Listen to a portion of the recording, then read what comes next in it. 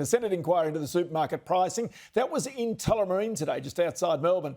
Groups to give evidence included AusVeg, they're the veggie growers, the National Farmers Federation, the fruit growers and the East Coast milk producers. But our eye was caught by one of Coles and Woolies' fiercest and oldest rivals. That's Ritchie's IGA, run by Fred Harrison.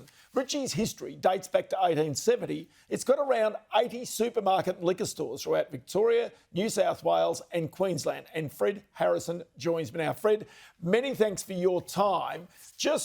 I've seen your submission to this inquiry. What prompted you to make this in the first place? As I say, you've been duking it out with these guys for decades, really.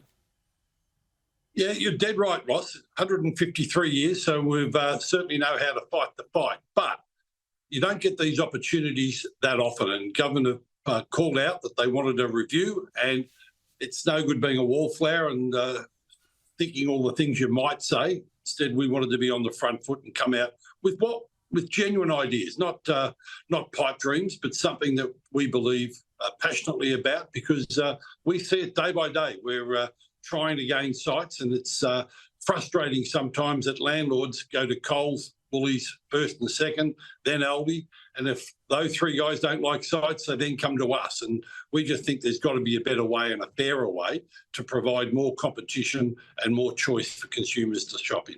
Okay, so Fred, I'll get to that point about the actual sites in a moment, because that's the key aspect of your presentation to the Senate. I want to go to actually the conditions that you experience now, the competitive conditions. Everybody says, oh, it's a duopoly, but we've got Aldi there. IGA is there, you're there in a big way. There are other independents out there. Tell me about the competitive landscape today versus the decades in the past that you've experienced it. I would suggest that right here and now it has been as competitive as I have seen in many a year. I think what's a big factor at the moment, Ross, is, and I don't want to digress too far, but the illicit tobacco trade.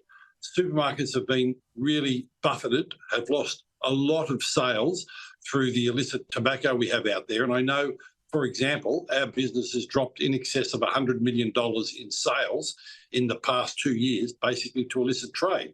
So when you get a big hole like that in your sales, obviously trying to get growth to get yourself back to square one's a challenge. And of course, costs are rising very significantly. And we've seen 10% increases in wages over the last 2 years. Rents have gone up by CPI 7-8% 2 years in a row. So we're not getting big top line sales. Instead, we're getting rises in expenses, but you need to be super competitive because the consumer is calling out for cheaper prices.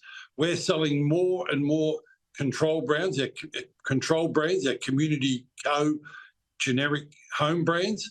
Margins are a little tighter there. So competition is fierce. We're going okay, but gee, you really need to be investing in price to be holding your ground at the moment. Okay, just very quickly, price gouging. Is it real or not real right now? Personally, I don't think it is real. I don't see profiteering. I know, and I can quote you our business. This will be the second financial year in a row where we'll see a small decrease in profits. So inflation, as I said, is not necessarily helping our business. So for us, what we need to do is keep an eye on top line sales, keep fighting to grow sales. So, we've gone backwards a little, not a lot, in the last couple of years. So for us, I can look anyone in the eye and say there is zero price gouging happening in Ritchie's. All right, now let's get to these properties, because the fact is that if you've got Coles or Woolies or maybe Aldi that get first dibs on any property that comes up, then it means that there is going to be a lack of competition, that the smaller retailers are not able to get the best sites, which are obviously the most profitable sites. And that's what's been happening for year on year now. And that's why I went today to the Senate inquiry and spoke heavily on bolstering the competition test and changing the mergers law. So do you think you'll get any results with this? Local councils are a part of this. It's not federal government necessarily.